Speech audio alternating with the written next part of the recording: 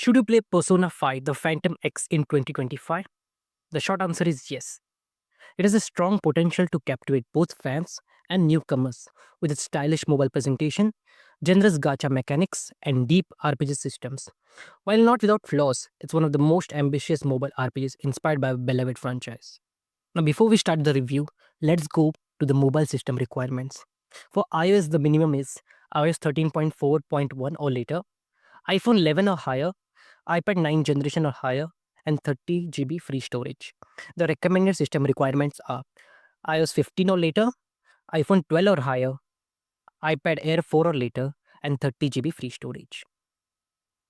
For Android, the minimum system requirements are Android 9.0 or later, Snapdragon 855 or equivalent, 4 GB RAM, and 30 GB free storage. The recommended system for Android is Android 11 or later, Snapdragon 870 or equivalent, 6 GB RAM, and 30 GB free storage.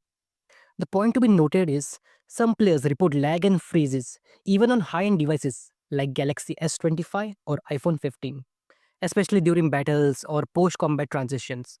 Extended play on older devices like iPhone 11 may also cause overheating of the phone.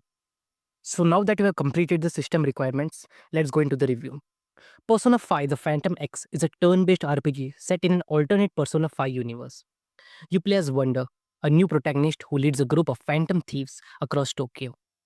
The gameplay blends social simulation, builds bonds, raise stats, charm, insight, etc., and you can explore the city. The metaverse dungeons include story driven palaces with puzzles and bosses, and Mementos, a procedurally generated area for grinding and daily quests. Now let's go to combat system. It features a signature the one more mechanic. That's something new, I guess. Extra turns by hitting weaknesses, all out attacks, auto trigger skills for faster pacing, and flashy highlight attacks. Team super moves that you could say. Now, if we talk about the touch controls, in menus and battles, it's cool and comfortable using it, but in rhythm mini games, they are clunky and inconsistent. There's a good option of cross progression that lets you support between mobile and other platforms without losing your progress. If you want to talk about the gacha and the PT system, the character banners are 10 pull, you get 1500 currency, hard PT at 80 pulls with a 50-50 chance for the featured 5 star. Lose the 50-50, then the next 5 star is guaranteed to be the featured one. If you talk about the weapon banners, it's 10 pull, 1000 currency, PT at 70 pulls, 50% chance for the featured weapon, option to select 2 other 5 stars as backup. The starter banners, 5 star guaranteed at 50 pulls, units include Ryuji, Morgan, or Anne. And the currency system, there are multiple types meta jewels, cognition crystals, gold tickets, and lucky coins, used for exchanging weapons, the lucky coins. Can be confusing for new players due to the culture and all, interference. Now let's talk about the pros and the cons of the game. The pros. Signature Persona 5 style. It gives you vibrant visuals, stylish menus, and excellent music mixing new and returning tracks. New characters like Wonder and his owl companion Lufel or Lufil, whatever you like, guys, add fresh appeal. The synergy links, confidence, go up to 20 ranks with romance options and reward paths.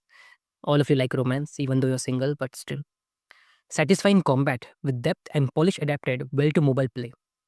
There's frequent content updates like new chapters, events, and characters monthly. Generous gacha system that's accessible even for free to play players. And the voice mode enhances immersion during quick interactions on both iOS and Android. Now, if we talk about the cons and the flaws, there's slow story pacing early on, with many parallels to the original Persona 5 that may bore returning fans. Gacha model dilutes emotional depth. Many party members are random cognitive characters or minor NPCs. The UI is too cluttered, too many menus and icons, especially overwhelming on small screens. The synergy links feel padded. Only 10 out of 20 ranks offer meaningful story content. Then there's the calendar system. The calendar system is reduced to login rewards, lacking the strategic time management that defined mainline Persona titles. Now, when I played the game personally and asked my friends for their review about their games, I came to know this game has a lot of bugs and glitches. It just released, so it makes sense. They are fixing it, but still, let me tell you the bugs and glitches. There's lag, stutters, and it freezes 10 to 15 seconds after combat, reported on even high end devices. Even my phone is a high end device, but still, it lags on that sometimes. But they fixed it with the new update. Then the rhythmic mini games often have unresponsive controls, frustrating score attempts. Obviously, there's crashes. I guess it's better now, but before, Crashes happen occasionally. Some users fix them by restarting or changing the device language to match server region.